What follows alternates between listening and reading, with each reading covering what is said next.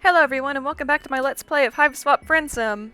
So last time we met Tagora, a somewhat sketchy lawyer who wanted to represent us in a case where we got hit by a car basically. And in the good ending we helped him scare off a high blood that was kind of being a jerk to him, and we became friends, and also I find him very attractive. Like seriously, Tagora and Skyla, can I just have a nice poly relationship with the two of them? That'd be lovely. Anyway. Next troll is this person over here. What's their name? I'm gonna pronounce that Vikare or something. Vikare? Yeah, sure. They look like a pilot, of course. Like I imagine like one of the old-fashioned single-seat airplanes with like the cool double wings or whatever. You know what I'm talking about, probably. Alright, let's meet them. It's probably best for you to stop trying to predict what's going to happen to you at this point. Everything that's happened so far on this planet has been kind of chaotic. In fact, you're ready for something more familiar. You head back to the site of your abandoned spaceship. Sure, it's smashed beyond repair, but it's a little slice of home. Maybe at least one or two pieces of it are fixable. You march off in what you think is the right direction. Are they going to be like trying to fix our spaceship? But when you get there, you're not alone. A little guy in a hat and big goggles is standing there, gazing at your spaceship, maybe assessing it. As you watch, he breaks off a couple gears and stuffs them in his pocket. Hey! You clear your throat loudly.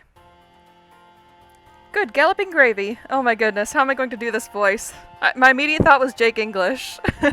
And whatever weird voice he has. Why, I've never seen the likes of you before!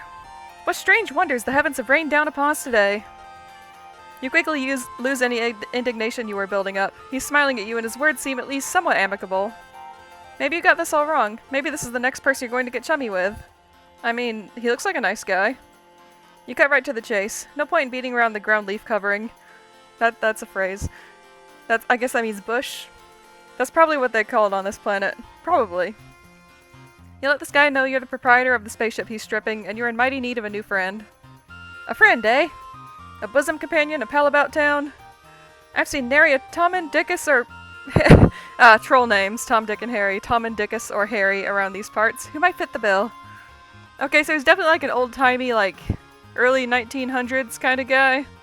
Like Jake English. You're kind of trying to imply that this guy could be your new friend. Is it too late to say that now? You try to imply it with your eyebrows. As for me, day-to-day matters here in Alternia interest me not. For I care only about hurtling at great speeds through the boundless expanse. I made the same gesture as he did while I was saying that, by the way. Of the cosmos. That's right, space! It is spaceflight that consumes my every waking thought and all my ardor. As in accordance with my duty as a future Alternian crusader, of course. No oxygen, no wind, a total vacuum, that is the life for me, alright. Flying in space, above the atmosphere, not within the realm of gravity's purview. Wouldn't have it any other way. Right. You get the feeling you're missing something. This guy seems really defensive about his interest in spaceflight. Like, maybe he's trying to say something totally different? Whatever it is, his internal conflict clearly takes precedence over your issues. I see, so he actually wants to be like a normal, within-the-atmosphere pilot, right? But he's required by Alternian law, I guess, to be a spaceship pilot. He seems like a great candidate for a friend, despite the fact that his voice sounds like it belongs over a newsreel about World War II. Yep. I can't do that voice, I'm sorry. I'm trying something with it. But I'm not great at voices. I have just one query for you, sport, if I may be so bold. Do you also like spaceflight? Do you yearn to see the moon shining above, the clouds whipping by as you chase and tease the impish western wind? And then also keep going past that up into space? I'm not so sure about spaceflight. His eyes widen. You see them sparkle? Ah, I see. You're an individual with a more sophisticated palate. A real connoisseur of the buoyant arts you are. Someone like you could never be satisfied with the anemic affair of traveling through the inky blackness of the galaxies. Oh, that's a great face right there. I like his little, what is that, like an underbite? Yeah. I believe a jaunt to my hive is in order. Let's get a wiggle on. There's a lot going on there, but you understand that he wants you to follow him. The friendly guy takes you to a building where all of the rooms seem to be balanced on spindly-looking stilts. The hive soars above you up into the sky. That's kind of cool looking. I like the little, like, chains hanging down to climb up and down with, I suppose. He gestures to a low platform attached to a pulley system, like a rudimentary elevator. It brings you up into a small, dark room. Oh wow, that's a cool room. His house is pretty much what you would have guessed. The walls are covered in star maps and pictures of spaceships. You notice that many of them have cheery slogans splashed across them, saying things like, "Explore the galaxies because you're required to fulfill your duty to society," and "Enlist, travel, make friends, don't get cold." Poor guy. Your new friend doesn't seem too happy as he looks around the place. Just the hive for a dedicated spacecraft enthusiast, isn't it? You nod. You're not sure what this is leading to, but no one ever went wrong relying on non-specific and plausibly deniable agreement. Who am I fooling? You've rumbled me, potential new chum. What you see before you is a collage of falsehoods. I'm nothing but an avatar of baloney. In truth, the myriad temptations and desires of space do nothing to tickle my biscuit. The thought of participating in the glorious eternal conquest gives me the screaming memes. My interests lie in something a little lower down. He reaches up and pulls back one of the posters. Behind it is another poster, this one showing a view of clouds in the night sky. Behold, my shame. The truth is, I long to toss and turn within the grasp of Mistress Gravity's sweet fingers. To traverse the sky, can such a thing be? Imagine flying within the confines of Alternia's very atmosphere, defying the very conventions of what we all know to be true. Instead of down, up. Instead of falling, soaring. Can you imagine? Can you see it before you? Could you ever dream of the existence of such a flying machine? Does Alternia not have normal airplanes? Do they only have spaceships? I have never heard of such a thing. Ah, but the future is ours to build, my strange-hued and unhorned comrade. What do you think? Does it excite you? Do my ideas rattle your buttons? Yes, they rattle my buttons. You can't help but notice that he's referred to you as a chum and a comrade, but friend hasn't made an appearance yet. Do synonyms count, or is it just a tick of his speaking style? I think it's just a tick, but I think he does have a positive feeling towards us at the moment, even if we aren't quite friends. You look as earnest as you can and nod vigorously. You are almost positive this is the thing he really wants you to express interest in. Aha! The truth will out. You and I share this furtive passion for the indulgences of the air. A dialogue between a troll, a flying machine, and the stars. But further away from the stars than we would be in a spaceship. I cannot stress enough how different of a thing this is. You can't decide between nodding and shaking your head here, so you furrow your brow and do your best to look thoughtful. Like maybe you are contemplating the differences. This fellow's demeanor towards you is definitely shading to the more temperate climate zones. Yeah, exactly. However, certain physical needs are starting to assert themselves. You're still pretty banged up from your previous adventures, but right now the aching of your stomach is screaming for attention. Oh yeah, have we eaten anything since Skyla gave us a grub cake? Did we even eat the grub cake? You humbly ask your friend-to-be if there might be any chance of getting a bite to eat. But of course! Why, if I'd known you had a rumbling in the old digestion bell, I would have shut my yapper toot sweet.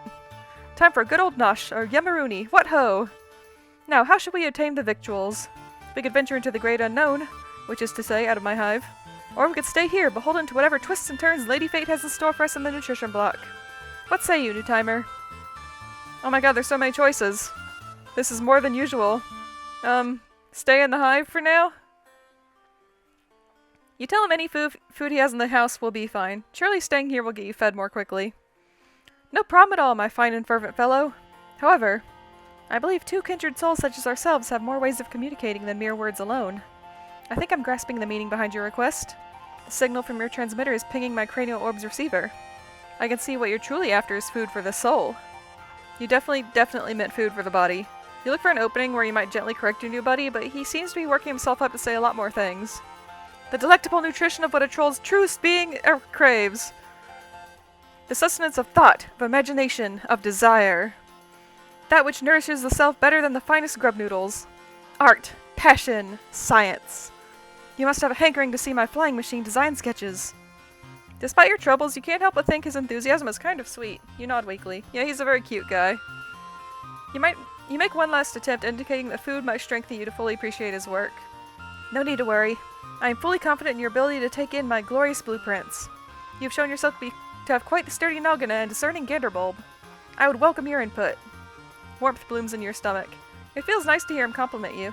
You're not sure what you've actually done to earn his praise, but you definitely don't want to ruin this now.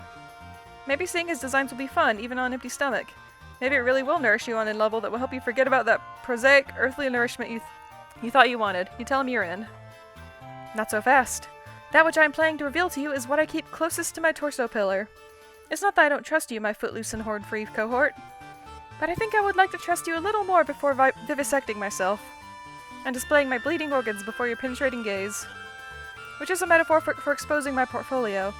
Might I trouble you to participate in a small trust trial? No problem, you tell him. Your bud insists you make yourself comfortable while he gets a few supplies. After a few minutes, he returns with a fistful of fabrics in different colors. Here's what's been bouncing around the old brain box of mine, buddy-o. I'm going to tie this blindfold around your face. Then I'm going to give you some instructions. And you're going to try to locate the case where I keep my treasured sketches. If you can find it, it's gotta mean we trust each other deeply. Like two wings working in unison to achieve liftoff. If that's how wings work. I'm still figuring out the principles of the matter. What a romp. Are you up for it? It's too late to turn back now. And really, you don't want to. It's kind of a relief to have him tell you what you can do to earn his friendship in plain terms. Well, as plain as this guy's terms ever get. You give him a thumbs up. Now we're on the trolley. He quickly ties the fabric around your face. The time is upon us. Time for the inaugural flight of our deepening bond. Time to nudge our fledgling companionship out of the nest and see what happens. Your new friend starts to direct you around the room. To the left. No, my left. Sorry, okay, I meant your left. And now onwards to the glorious future that lies before us. You smile weakly, doing your best to follow his instructions. He sounds happy, so you must be getting somewhere. Almost to the doorway. 3 steps forward if you would be so— Wait! Crash. You stagger backwards from the impact. You hear yourself wheeze. The shock has totally knocked your lungs out of commission. Your chest jerks in tiny contractions as you gasp for air. Oh, beans. Ding dang darn it. I like that.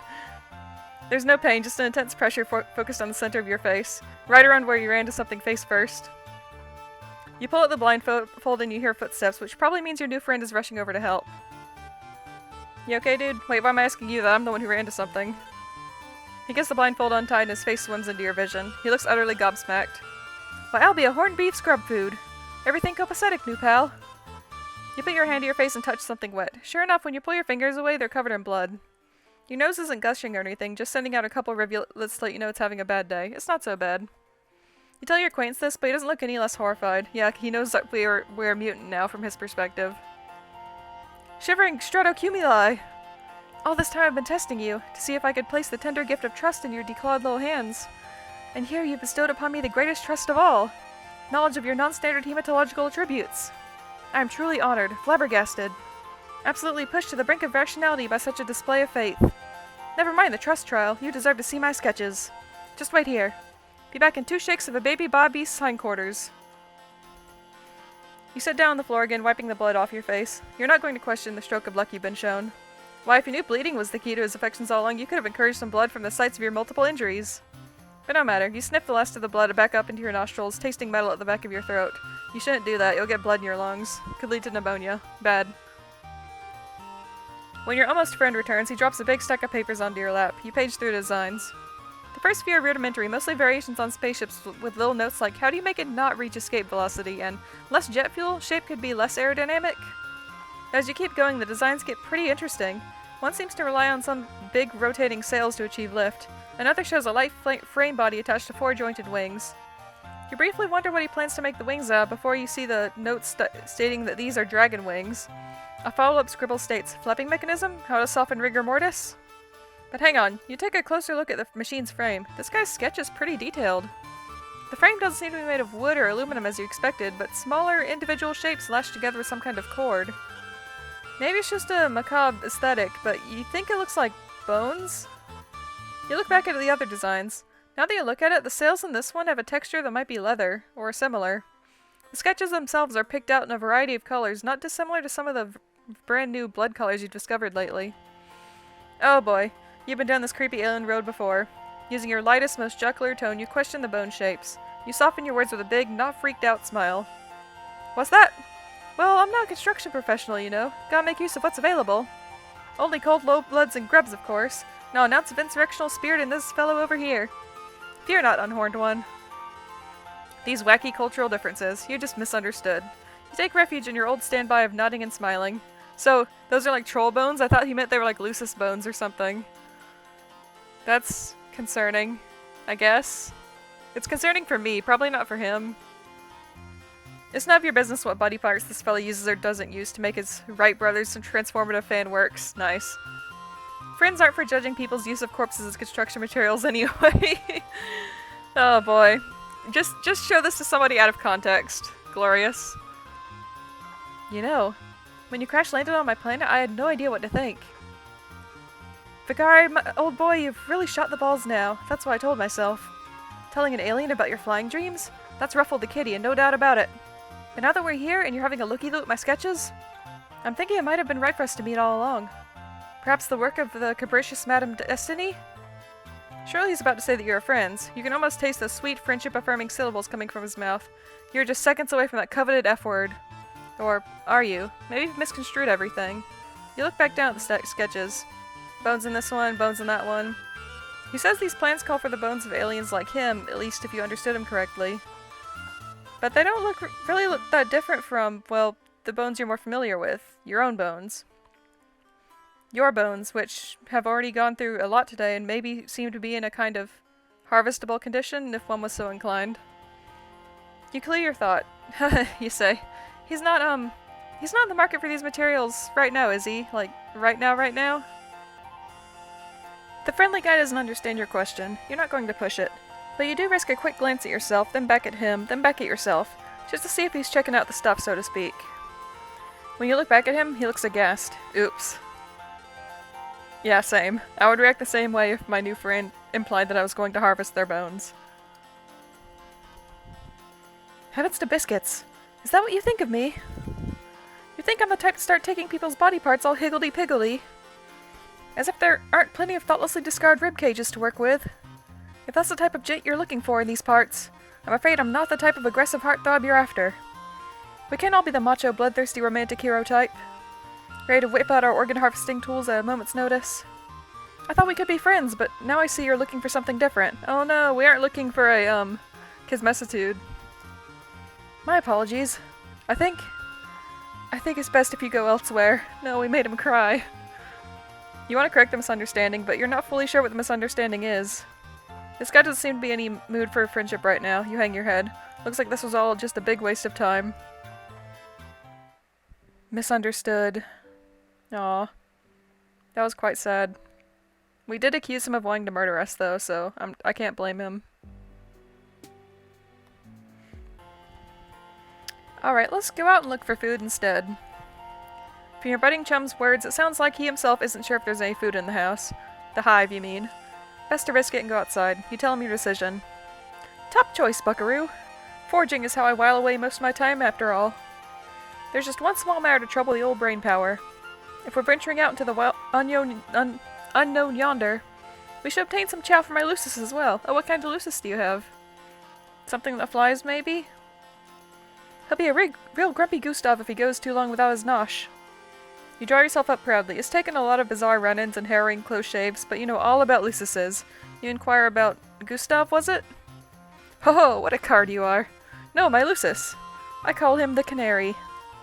He whips out a photo. It shows a smaller version of himself, his horns nothing but stubs, a far too big pair of aviator goggles slipping off his nose. Standing behind him is a large white fowl, big scraggly wings folded back against his body. You want to say an emu? Whatever it is, it's definitely not a canary. So, a flightless bird. Its beak touches the top of your pal's head with something that might count as affection. He's not a persnickety sort. All kinds of bugs and leaves will tickle his fancy. Shall we away? Shall we greet the horizon that rushes forward to meet us with astounding grace? Shall we give ourselves over to the current of time's great river? Sure, you tell him you can leave the house. It's getting a lot easier to pay attention to only the words this guy says that actually make sense. You kind of enjoy his way of speaking, though. If nothing else, it gives you the feeling that he's really excited about this food quest you're going on together. Your alien pal leads you back down through the pulley system and outside again. The trip is not so easy on your bruised ribs. The thing about walking is, when you walk, your body moves. You've had better times is all you're saying. You indicate as much to your companion. Oh boy, I hear ya. Moving while attached to Alternia's surface is the worst kind of hooey. The moment when autonomous flight is invented trembles ever closer to the present. Can you hear it approach? The wail of a distant klaxon, the call to adventure. It beckons us forward through the years, a golden thread stretching ever onward toward that glorious inevitability. That's not what you meant, but his excitement cheers you up a little. Maybe you will feel better in the future when someone invents flight on this planet. Certainly about that time you'll be either further along in your healing or dead. Either way, thinking about the future brings a little rosy glow to your heart. You ask your buddy where you're going next. The world is our bivolvular sea critter. We'll go wherever the wind calls our names. Great. But if it's a short-term answer you're inquiring after, there's a specific plant that Canary likes to eat. It's got white petals and leaves as red as a troll's most lurid desires. Could you give a holler if your bulbs fall on something of that persuasion? You agree to keep an eye out. You continue trudging along beside him, wincing whenever your steps jolt your injuries. Maybe a little conversation will help distract you. You ask your new friend what got him so interested in flying in the first place. What could be better? Up there, free of worldly concerns. The wind in your face and the horizon at your back. Seeing the continents spread out below you. Finally feeling that your personal aesthetic is appropriate for the given circumstances. You chew over this for a minute or two. It seems like what really makes this guy tick is the travel and adventure thing. Seriously, he and Jake would get along so well. Or maybe that's just what you're getting from his general demeanor, but in pretty much everything he said up until now. You're nervous to bring up anything that might make him dislike you, but in the interest of bonding, you forge ahead. Aren't there, you say with apprehension, maybe some similarities between flying and space travel? Like maybe being in a spaceship could satisfy some of these urges? What? There may be some superficial similarities to trick the common troll, but in essence, the blood pusher and soul of each, as different as night and day, as a mountain and a ditch, a star and a mud puddle. Don't get a fellow wrong, space travel is fine. Well, it's the only way to satisfy our bloodthirsty and nearly immortal overlords. And I look forward to such a time when I can be of service, in the eternal millstone grind of intergalactic conquest. That's missing the punch, the pizzazz, the kaboom, the trunk beast honk of it all. Just as you feared, you've stepped in it now. You're struggling for a response when out of the corner of your eye you spot a cluster of white flowers. Relieved, you point them out to your companion, who races over to gather them. But when he holds one up, you can see it has blue leaves, not red. Your shoulders droop. Seems like all you're doing is disappointing your buddy who's been so nice to you, or at least that's what you think you've read between the lines of his confusing speaking style. Fear not, my smooth-headed compatriot. These are not the loosest rations we sought, but this plant is people chow. What I mean to say is we can eat it. Since we are people, it's food for people, not food made of people. To be clear. He comes back with a fistful of the flowers and hands you one of the blue leaves. You're not at all sure that food that's safe for your buddy will be safe for you as well, but at this point you don't have much to lose. Yeah, there's not many other options, really. Besides, with the way your stomach is groaning, it might as well be a perfectly seared steak. You put it in your mouth. Chewing on the leaf, you feel even more affectionate towards this guy than before. You're worried this trip was just turning into an excuse for him to run some kind of household errand, but he really did find you something to eat. You are desperate to find some way to show him that you understand his interests. You want to connect to him on a deep soul level. Anything to get him to look at you with that treasure glow of friendship in his eyes that I can't see. Whenever he mentions space travel, he talks about how it's something that he has to do, some kind of necessary obligation. So maybe there's a reason he's fixated on activity that is kind of similar, but just a little different. Maybe he doesn't want to do the required thing, the space conquest, but doesn't have it in him to rebel entirely all the way. Maybe airplane flight or whatever similar thing he's envisioning is a compromise between what he has to do and what he wants to do. A balance, like all must find in order to live as an individual in a society that shapes one's desires from birth. This is getting a little deep here, friend. You cautiously open your mouth. Heart pounding, you venture to ask your pal if he maybe would rather not satisfy the demands of the bloodthirsty overlords? If maybe a part of him wants to get into his flying machine and, well, leave? For real? That's... He seems taken aback. Maybe you should never have said it. What a huge mistake. You've probably pushed his friendship out of your reach for good now. Panicking, you point to the side, yelling that you see a big field of white flowers in that direction! Your potential friend leaps to action, seemingly also glad to be given a reason not to answer this question. He races forward in the direction you indicated. In a matter of seconds, there's a yelp and your new acquaintance vanishes. Instantly you realize your error. You didn't look where you were pointing.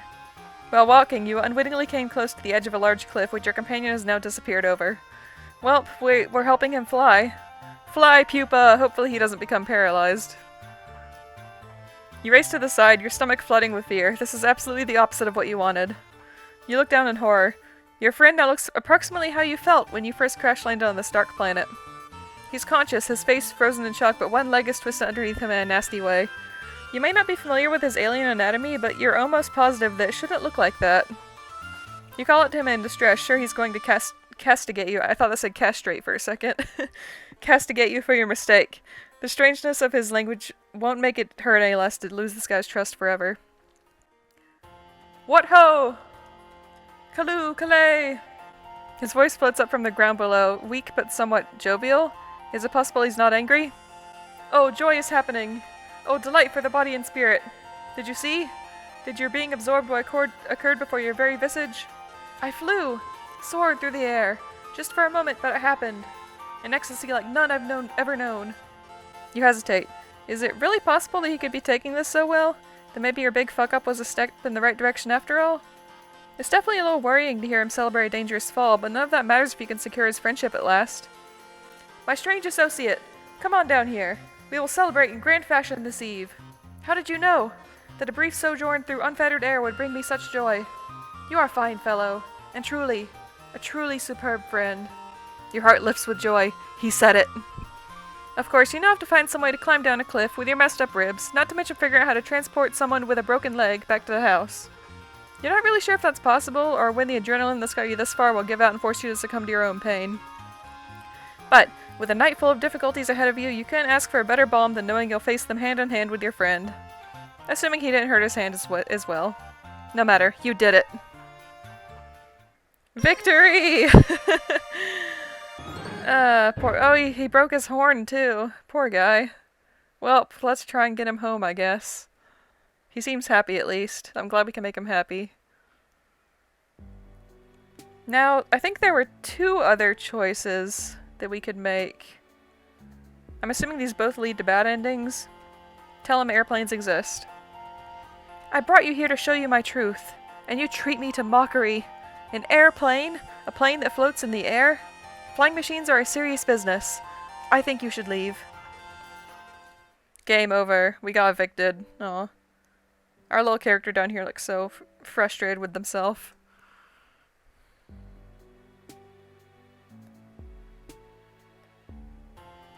I love spaceflight. Well then, we are in total agreement. 2 kindred souls traveling hand in hand into a glorious yet inevitable future of conscripted service in space. Which is, as I've already made clear, a thing I most definitely and positively desire. So it seems we have nothing more to discuss. Toodaloo! Toodaloo! And our person is just very confused. I would be too. Well, that was fun. Vikare? Is that how I decided to pronounce it? I don't remember. Kalu Kale, you helped the reluctant spacefarer soar a little lower. Well, that was... I like him a lot. He's very fun. I feel bad for him. Just in general. I hope he finds something in life to make him happy. Anyway, thanks for watching. I hope you have a great day, and I'll see you next time. Bye!